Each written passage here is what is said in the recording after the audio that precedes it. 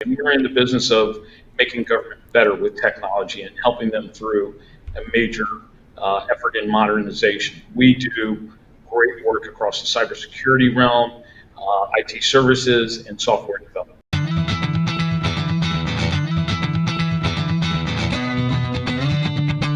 And now, it's time once again for the show that gives glorious voice to 25 million business owners across the fruited plain. Radio Free Enterprise with Frank Felker. Thank you, Dude Walker. Yes, indeed, I am Frank Felker. Welcome back to Radio Free Enterprise. My guest today is Moe Jafari.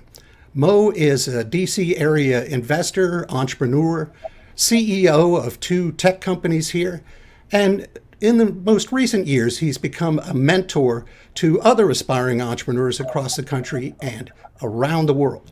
Moe Jafari, welcome to Radio Free Enterprise. Frank, thank you so much for having me, and I look forward to our discussion. Me too. I'm very happy that you're here. When you and I first met, I want to say it was about 25 years ago. We were both local boys here from Northern Virginia. You were managing restaurants and doing a variety of other things. I was running my family's print shop. I want to ask you to sort of cast your mind back to that time, to the Moe Jafari of those days, and tell us what you were up to right then and what the future looked like to you, and then maybe compare it to how the future's worked out. Yeah. Well, thank you. I had confusion. That's all I could think of was that I was just trying to move in the direction I was going to go into finance. I wanted to become a stockbroker. I wanted to finish my degree. I love the restaurant business. I thought maybe I'll open up another restaurant one day. And, life has a way of making changes happen without you necessarily wanting it to happen. And as those changes were hitting me in the forehead, I had to adjust. And adjusting, and I saw myself not enjoying the finance industry and not enjoying trying to be a stockbroker. It was difficult. It was hard, and I found out being a really good stockbroker really means that you have to teach people well. And I found out that my skills were probably not so good in that area. So I decided to move in a different fashion, and a really good mentor of mine just saw me working hard and asked me to maybe take a look at this thing called government contracting. And that's the thing. That's exactly what my next question was going to be is, how did you happen to go into government contracting? And let me sort of put a frame around that question. Restaurants, that's sort of, I define 2 general classes of business. Lifestyle business, like a restaurant or doctor, lawyer, candlestick maker, and growth businesses, much like the ones that you've created going forward. And even people like Zuckerberg, who creates a business that he wants to take to the moon.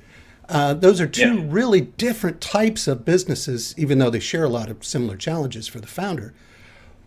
Did it just appeal to you more, the idea of getting into a business that had higher upside potential, or was it the working with the federal government itself? What attracted you to government contracting? What attracted me really was getting out of my own space. Even though I loved restaurants, I really did not want to do it anymore. I was 21, 22 years old, and I was hiring and firing people that were in their 40s with families. That's a very daunting task. Oh, wow. When you ask a 21, 22-year-old to do that. But I had a goal and I had a job to do, and I did what I had to do in those days. And I got tired of going home smelling like somebody else's good time. And that in itself was the motivator that moved me to just do one simple thing. What did I have to lose? I didn't have anything to lose. I had obviously I've gained so much in my life, and I've taken the knowledge of what restaurants gave me, which is that entrepreneurial spirit. It gave me very strong management skills.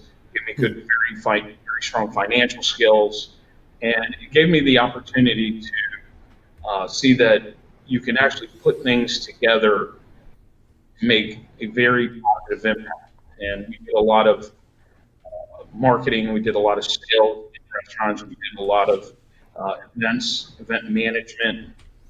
All that really translates into government contracting because teaching people what it is that we do and how we do it, and encouraging them to keep doing how we do it, and having the right people alongside of you is really a mastery in itself. And I believe the restaurant business and the nightclub business I was in was a great stepping stone into getting me where I needed to be. It just wouldn't have been a path that you would have architected. Yeah, I can see that. But you've also done a great job of explaining the connection and how, one step led to another. Before we go on to talk about your current businesses and your government contracting enterprises, I want to ask you to share a little bit about your backstory prior to when you and I met. And does it sound like 1995? Does that sound about right? Or... yeah. Actually, I think it's probably close to 1990, 91. Oh, okay. Yeah, 90, yeah, 90, yeah, maybe a little bit right around there. Yeah. My memory is fading like. The past does get a little fuzzy as the farther we go along.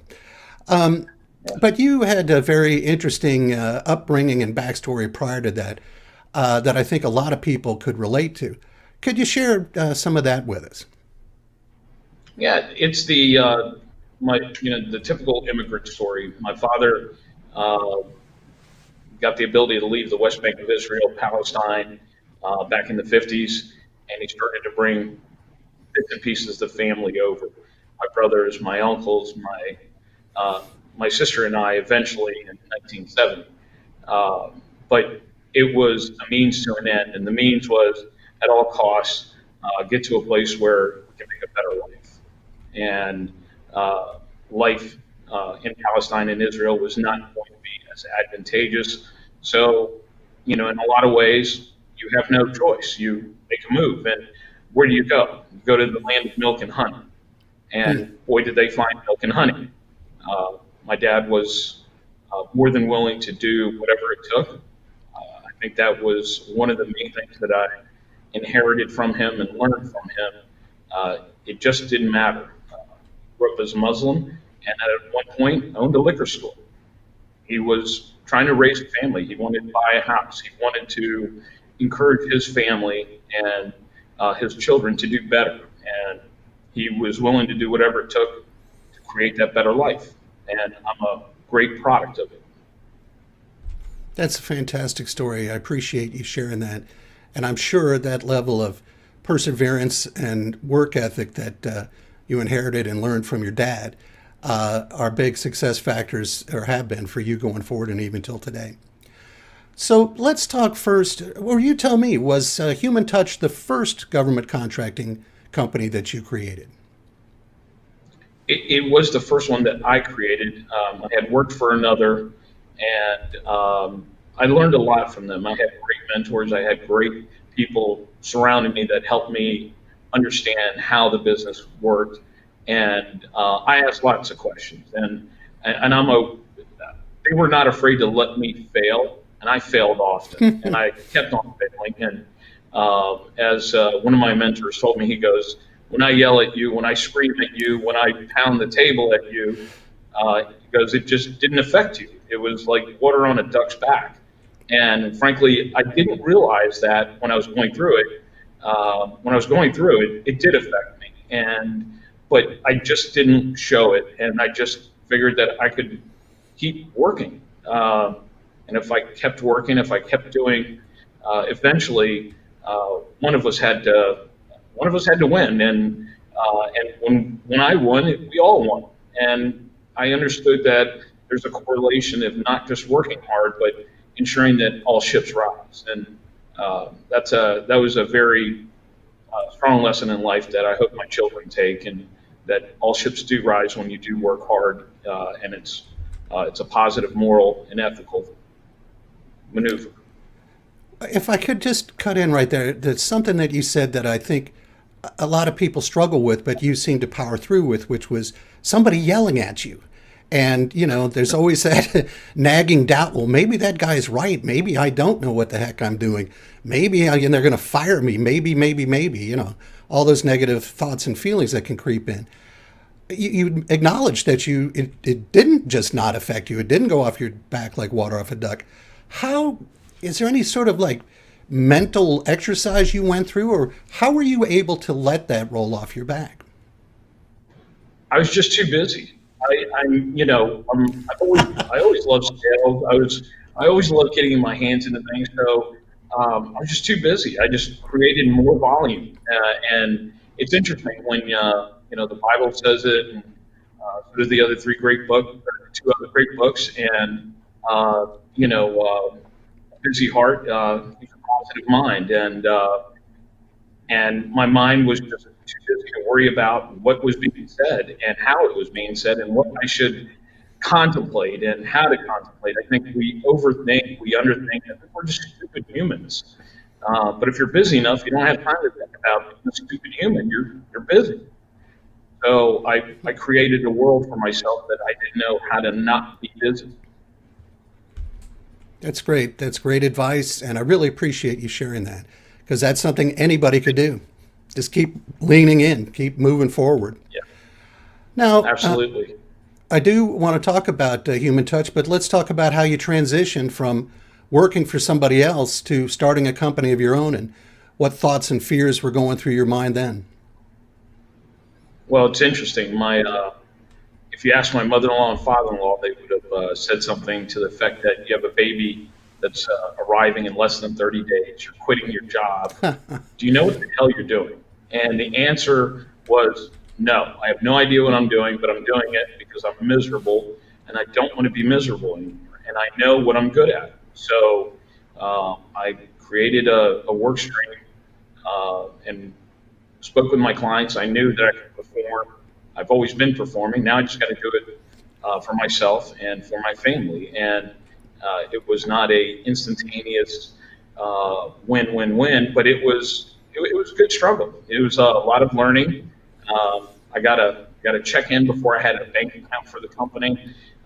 It was lessons learned. And but it's interesting. Spending money is easy. Earning money is hard, and you never forget that. And I've always been very positive about just doing what I have to do. That's fantastic. I love the fact that I think you were citing the fact that you had received a check before you had a bank account, that it was like the cart before the horse or something. My perspective on that is, here's a guy who knows how to market, and was focused on it. I have a baby to support. Yeah, that's great. So, okay, so let's talk about Human Touch then. When was the company founded? What do you do? Who are your customers? What problems do you solve for them? Great. Well, we're in technology, and we're in the business of making government better with technology and helping them through a major effort in modernization. We do great work across the cybersecurity realm, IT services, and software development.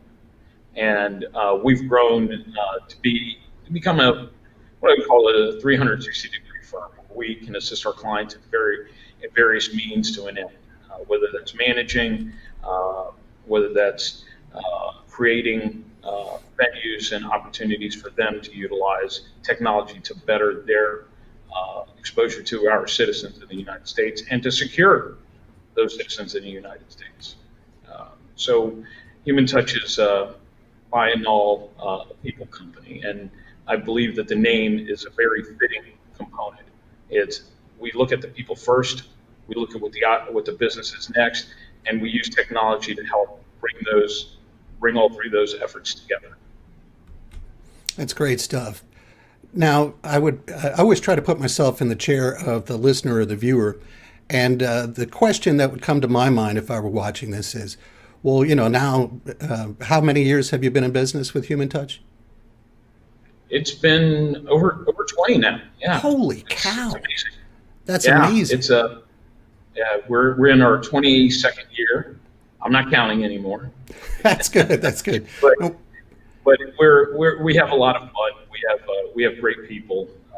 And we've had a fair share of fights, as they say, and we're always going to be bruised. We're going to keep swinging.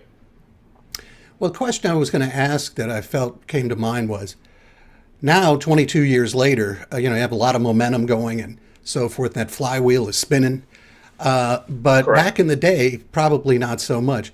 What were your initial services and who were your target clients or prospects at that time?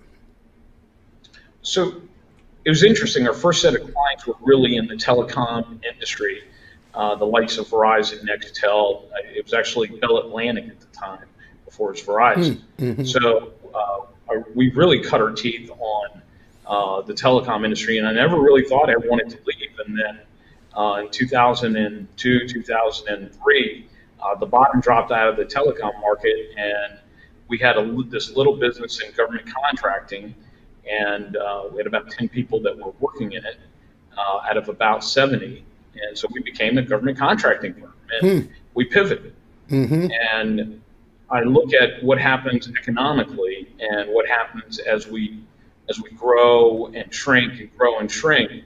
And the economy has ebbs and tides, and we rise when the water's rising, and when it's time to get the buckets out and get the water out of the ship, we do.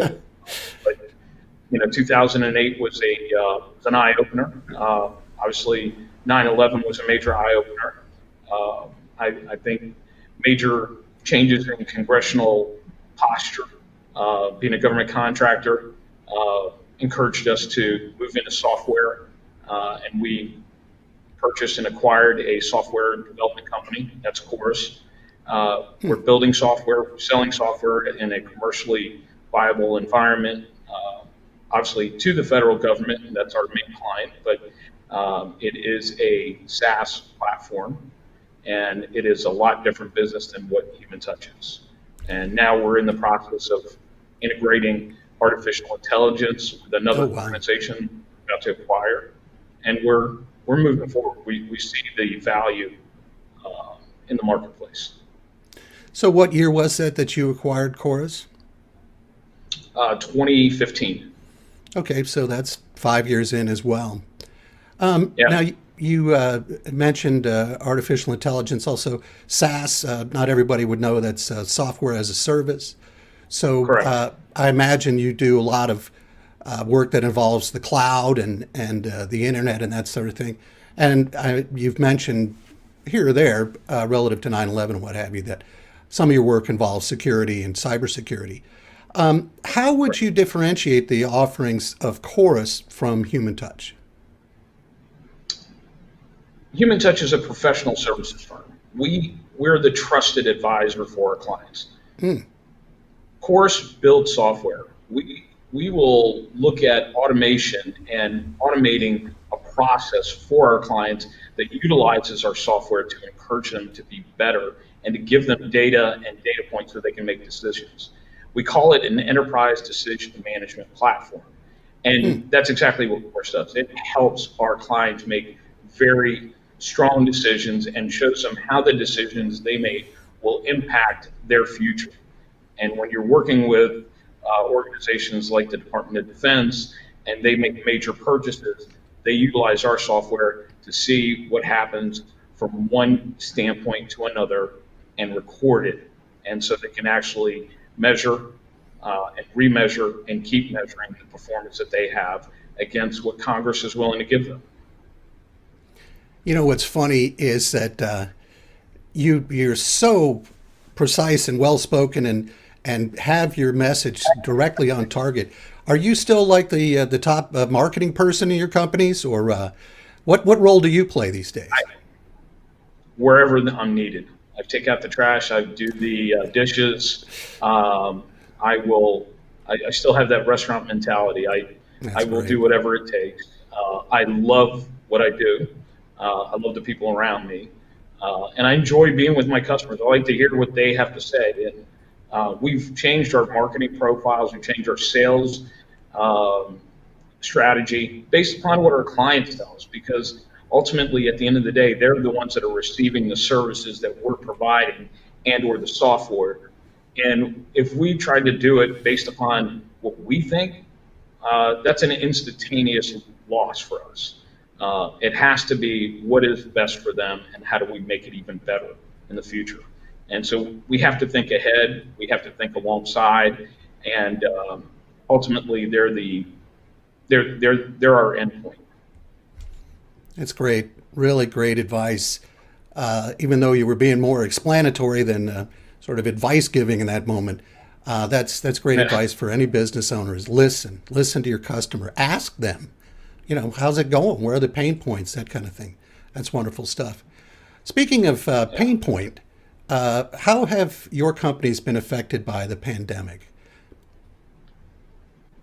It's interesting. I think we, after thinking about it and contemplating it and talking to, we've seen where it's frozen a lot of people.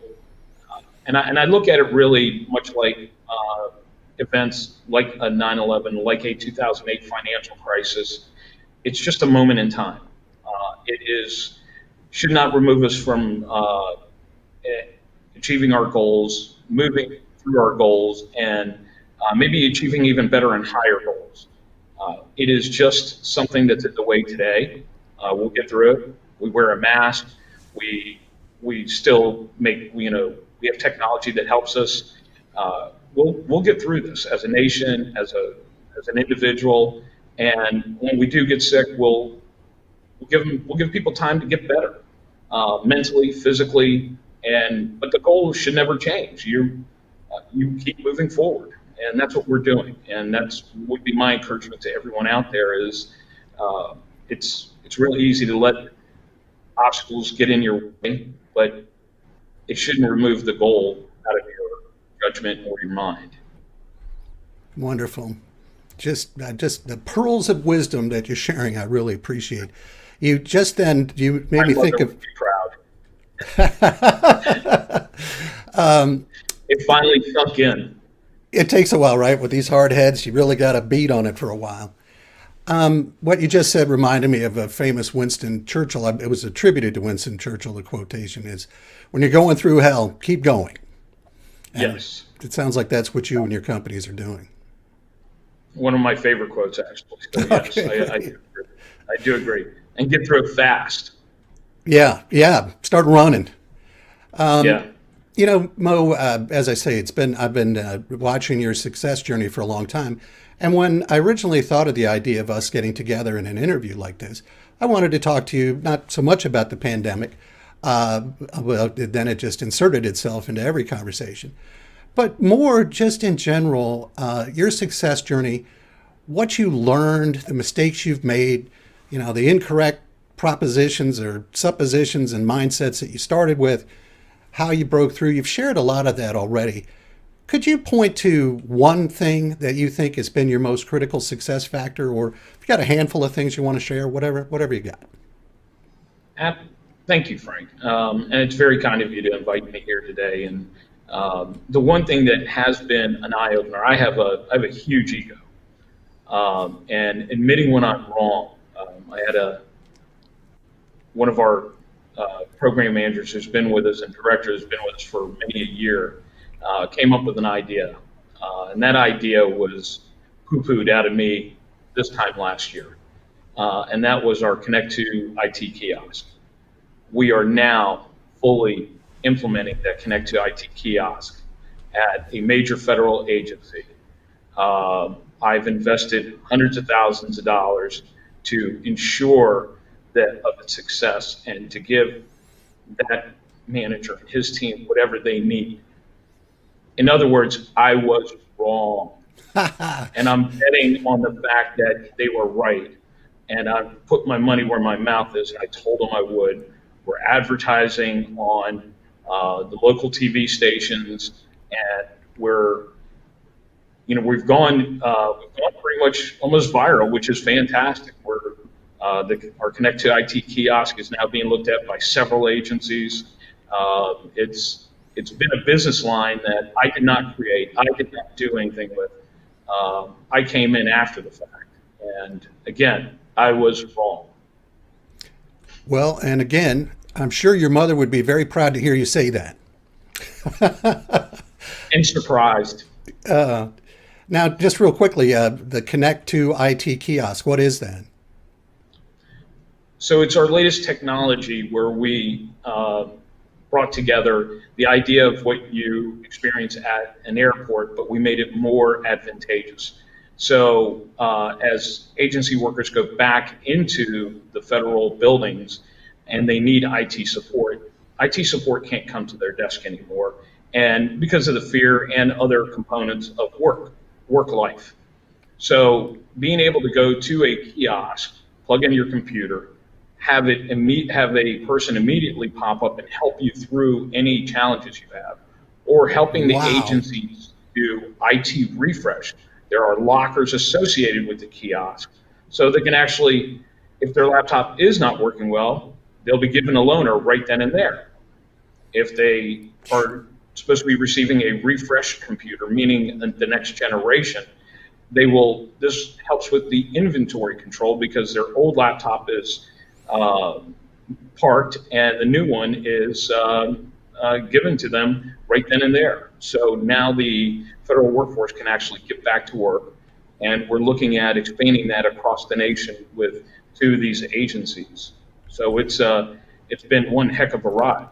Amazing. And you know, a friend of mine who works for the USDA and moved to, I don't remember, there was a big move, Kansas or someplace in the recent past. I just saw him post on Facebook how upset he was that he couldn't get in the building, he couldn't get IT support, etc. I had no idea that's what your kiosk does. And you Yep. know, we're running short on time here, but I got to really congratulate you for But listening you're going to to. have to give me your phone number first. I will do that. But in any event, Exactly. you know, there's the number one mistake, in my opinion, that a poor manager makes is that they think they're always correct and they will only hire and keep people who reinforce that belief. What we used to call back in the day, yes men. And I really got to hand it to you because it sounds like because you listened, because you took a chance and put your money where your mouth was, it's going to really pay off for you. And I imagine it's got to be great for the people who work for you too. They were heard. What their idea was affirmed. Money was put behind it. It got rolled out. The customers love it. I mean, that kind of thing has a real energy to it. We're having a lot of fun, but I got to tell you, I was not that enthusiastic in the beginning. It took a little time, and I'm sure they were a little disheartened. So everything has an ebb and flow, and I keep telling everyone that sometimes it's just wait it out. You'll be surprised how well that hockey stick line starts to move. You just got to be patient, and I'm one of the most impatient people in the world. So it's Well, I'm been a sure great learning experience. that's a good success factor for an entrepreneur is that energy and that Thank you. impatience and let's do, go, go, go. Yeah. So it's funny you just mentioned hockey stick, and I wanted to wrap up with this. I see the hockey skates, I see the players behind you, and so forth. And I know from following you on social media that you're like the world's largest Washington Capitals fan. How did that connection start? And have you always been a hockey fan? No, my father-in-law played while he was in college. He took my two sons. I wanted them to be like their father, wrestling and football. And before I knew it, they had hockey skates and sticks in their hands, and I became a hockey dad. I can't skate.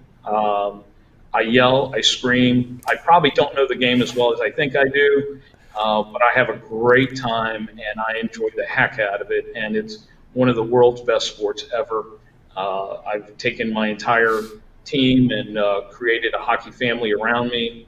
And every chance I get and every friend I ever see, if they can't spell it, I'm taking them to a game. And I'm going to try to maneuver them in and win them over. And they usually are. And it's really nice when we've had the pleasure of meeting some great players throughout the years and some really fantastic coaches. The Capitals organization is just a bunch of wonderful people. So I can't say enough good things.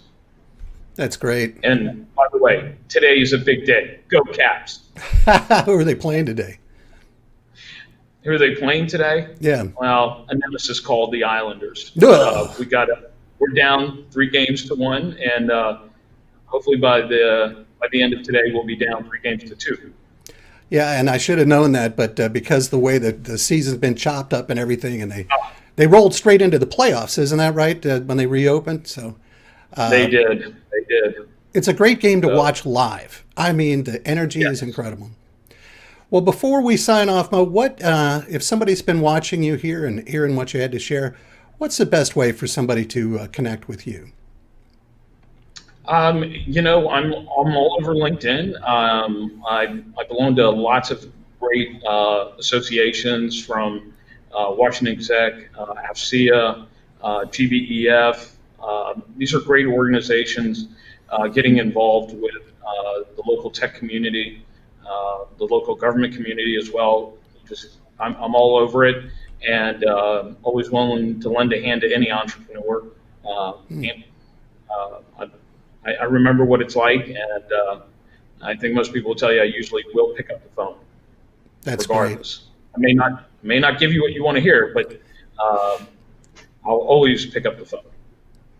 Moe Jafari, thank you so much for joining me today on Radio Free Enterprise. Frank, thank you, and appreciate everything, my friend, and great luck to you and your organization. Thanks again to Moe Jafari, and thank you for joining us. Until next time, I'm Frank Felker saying, I'll see you on the radio. Forgiving your entrepreneurial sins with a gentle wave of his microphone, here's Frank Felker.